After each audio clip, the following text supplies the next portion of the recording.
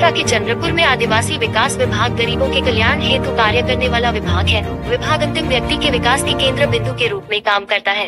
हाल के बजट में 40% की वृद्धि कर इस वर्ष 21,495 करोड़ रुपए का प्रावधान किया गया है। ये निधि उचित कार्यों पर खर्च की जाएगी। मुझसे कोई गलत काम नहीं होगा, यह आश्वासन राज्य के आदिवासी विकास मंत्री तथा पालक मंत्री डॉक्टर अशोक उइके ने दिया है।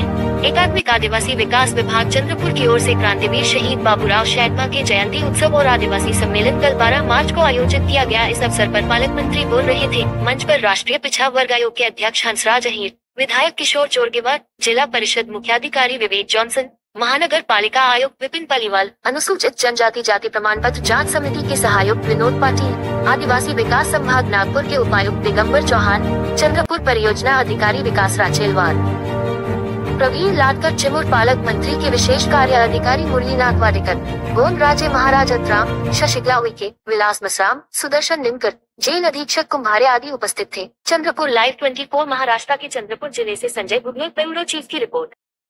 दैवत काय कधी आदिवासी समाजाची संस्कृती संपुष्टात आली नाही, इतिहास आहे हे जबाबदारी सांगतो।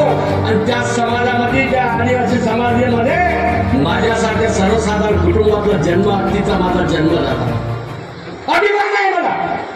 या आदिवासी समाजाची संस्कृती जी आहे कधी देवावर अवलंबून आहे, कुल दैवत आहे। आणि ही आमच्या महापुरुषाने दिलेली दैवत जे देणगी आहे आम्हाला। कारण हे जर क्रांतीचे शहीद बाबूराव शर्मा यांनी इंग्रजाच्या विरोधात लढा दिला, कशाने दिला?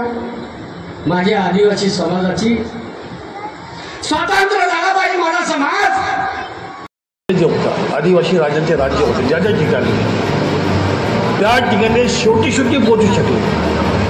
त्यापैकी आपला चांदागडही आहे। हा लवकर त्या आईला पोहोचू शकले नाही।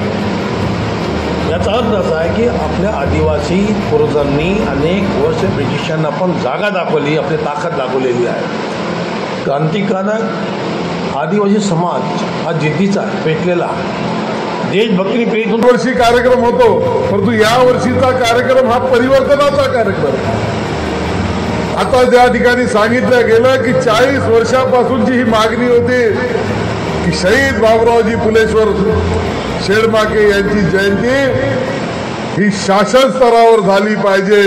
ती मागणी, छोटी मागणी मान्य व्हायला 40 वर्ष लागले आणि ती 40 वर्षानंतर तुम्ही या ठिकाणी पालकमंत्री म्हणून आले, म्हणून कदाचित ही मागणी मान्य झाली असं मला। ऐसी अपडेट के लिए हमारे साथ बने रहिए। विज्ञापन के लिए संपर्क करें। धन्यवाद।